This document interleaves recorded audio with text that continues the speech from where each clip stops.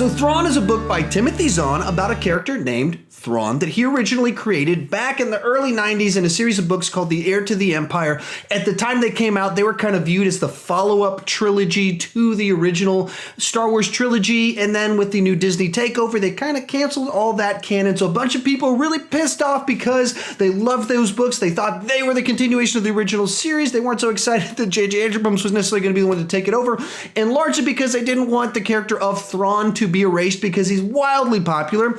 And then to the excitement of many, he was brought back actually this past year on the third season of Rebels, and then as well with this book. My background with this is that I had not read the Heir to the Empire books. I read specifically Heir to the Empire, or listened to the audiobook about a couple years ago. And it didn't enthrall me. Like, I'd heard people tell me, Thrawn is awesome, you're going to love this.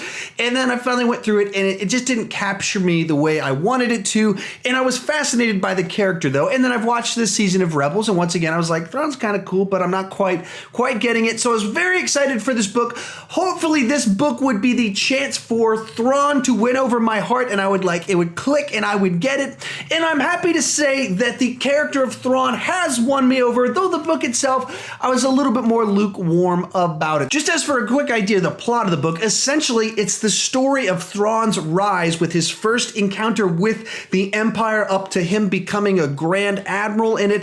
And it's this stretch of time, it spans over several years. I wasn't quite clear exactly how many years pass, but many years pass as he rises through the ranks, earns a name for himself, becomes infamous, makes some enemies, makes some lifelong friends. Another major part of the story is a partnership between Thrawn and Eli Vanto, someone kind of forced into partnering and being the assistant to Thrawn. This is very reluctant at first, and then it starts to grow into something more than that as the story goes along, as well as Governor Pryce, who appears on Star Wars Rebels. She has a presence throughout several episodes and several story arcs on a planet that's fairly important in the show, and you get a lot of background into her and how she got there and her involvement, all of this, as well as Thrawn's involvement and background and relationship with her. So with that, let's talk about the good.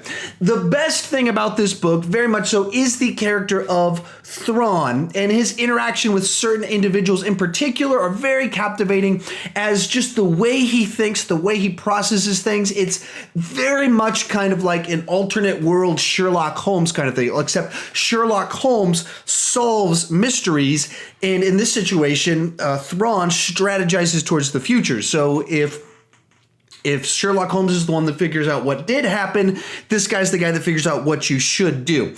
And very good at observation, and the way the book's written, you see kind of what he's thinking. And throughout the whole book, like when he's talking to someone, because he's an alien, because he's not human, he doesn't fully understand people's structures. And so he's constantly trying to understand people and cultures. And so the way the book's written, it's like describing it from Thrawn's perspective, reading their little gestures and eye movements, the way they say things, trying to interpret what it means and find meaning into it throughout the whole book. Is just fascinating whenever it does that. And then throughout the whole book, there's a series of incidents where Thrawn does something that just seems crazy, out of character. You're like, why is he doing this? And then he explains his line of thinking, and it all makes total sense. Like he's masterminding and just the master chess player working way 10 moves ahead of everyone else. Always kind of like that. And that's the best aspects of this book, or is Thrawn, which in a book called Thrawn, do you want Thrawn to be the best thing about it? And in this case, it certainly is here. But the other good thing about it is just the very fascinating dynamic between Thrawn and Eli Vanto, as basically they learn to interact with each other, or really it's much more Eli learning to understand Thrawn in his role and what Thrawn's trying to do, as much as he's so reluctant at times while just so enamored and in awe of what Thrawn's able to do. Just makes for a very fascinating dynamic between the two of them. In particular, early in the story where they're at the Imperial Academy, just a lot of fascinating stuff with their interactions as Thrawn's learning how humans function and Eli's still baffled by him and why he's doing what he's doing. It's just some interesting interactions in that, as well as one of the biggest compliments I can give this is that it made me want to go back and rewatch season 3 of Rebels, because it was like there were so many things that kind of tied in. It was like, oh, now I get how this planet's interesting, and I know how this character ties in, and I'm now more interested in Thrawn now that I know the background leading up to where the season starts. There's a lot of things like that that just make it very fascinating. If you watch Star Wars Rebels, you will enjoy this book probably a lot more, as well as the two go back and forth. They make you enjoy each other quite a bit more. With that said, I didn't love the actual story of the book. So let's talk about the bad. And the main thing is the story of the book.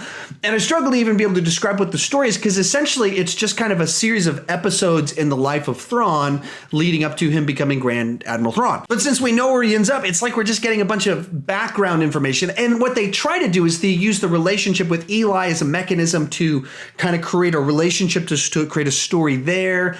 And then they kind of in the middle start to introduce a mystery surrounding who's a certain character and what's his role in the universe. And then in the third act, that character kind of becomes the main villain, but not really. And so there's not at any point in time a villain that we're trying to overcome, a specific confrontation or conflict in the story that needs to be defeated. It's just a number of kind of light mysteries, like what is Thrawn's actual objective? What's he actually trying to do? That's a mystery throughout most of the story, and the payoff in the end is kind of interesting, and it helps you understand who he is and why he's what he's doing. But it's not a story, it's just kind of a reveal in the third act. Likewise, his interactions with Eli, there's a little bit of mystery. Why is he doing what he's doing? Well, there's a reveal kind of in the third act. Not a big reveal, but kind of an explanation in the third act. And so those keep you engaged, and you're wondering how we're going to get to the next thing. But there's not like an urgency to it, because you know Thrawn survives this. You know where Thrawn ends up at the end of this. You're just kind of seeing episodes in his life as he grows to become more powerful and grow in the ranks. But there's no one you're like rooting for him to defeat. And even kind of in the story, because he's part of the Empire, you're not really rooting for him to be victorious. And some of the people he's fighting up against, you're kind of rooting for them. You think they're kind of the good guys. And the story does give some explanation as to why Thrawn is who he is, why he would side with the Empire, his background, his understanding as to where all these pieces kind of fit together, and why don't we see Eli later? Why doesn't we see Thrawn? There's a number of things, but they give explanation for where they fit in the timeline and reasons for the actions. But at the same time, there's no villain. There's no big conflict to overcome. There's like there's a conflict on a planet that you don't care about too much. You don't get too engaged with it, because it's much more kind of forced with the side stories than it is actual.